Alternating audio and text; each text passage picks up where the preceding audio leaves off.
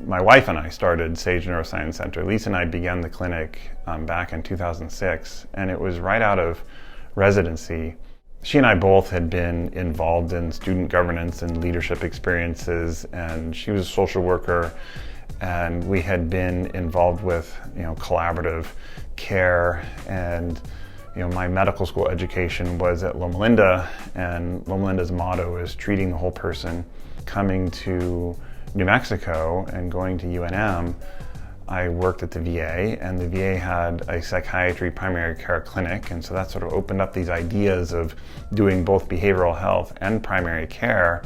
Coming out of residency, Lovelace was actually shutting down its behavioral health, and it's a long story what was going on there, but it was here there's opportunity to say, well, there's thousands of people that are basically going to lose their behavioral health services.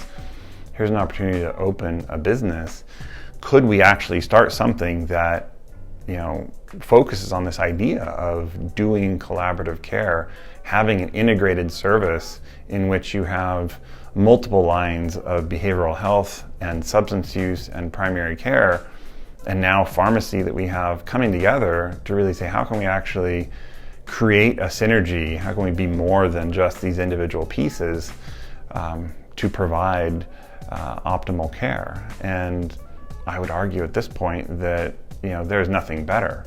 And so seeing that, probably looking back, I'd say that it's more than I thought it would be in terms of what we're doing. But this idea of bridging those gaps within healthcare, I don't think anybody would disagree that that's part of the problem.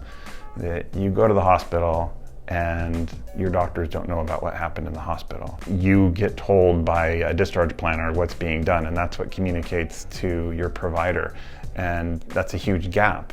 Somebody goes to residential rehab and gets treatment and then goes back into the community, and that's commonly where people overdose and die, sadly. And how can we actually look at these things and bridge some of these gaps in care? So at the very least here, bridging gaps between therapy and med management, child and adult services, and the pharmacy and primary care, to say we can begin to create connections there to really see how we can enhance somebody's care and get better outcomes, and sometimes even at a lower cost.